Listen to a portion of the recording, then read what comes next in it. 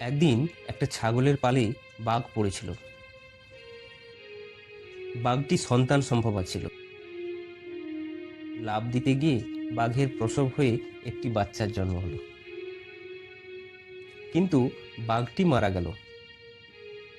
বাঘের বাচ্চাটি ছাগলের সঙ্গে মিশে বড় হতে লাগলো।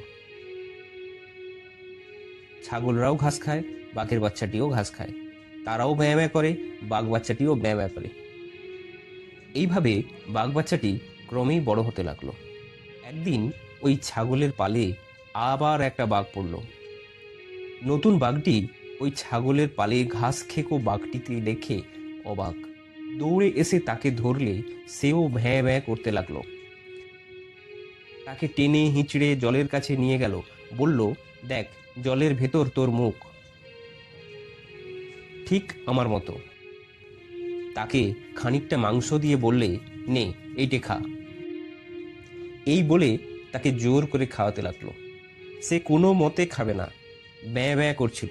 রক্তের আস্বাদ পেয়ে খেতে আরম্ভ করলো। নতুন বাঘটা বলল, এখন বুঝেছিস, আমিও যা তুইও তা। এখন আয়, আমার সাথে বনে চলে আয়। এই গল্পের নীতিবাক্যটি হলো, নিজেকে না জানলে, নিজের ক্ষমতা সম্পর্কে অবগত না থাকলে বাঘও ছাগল হয়ে যায়।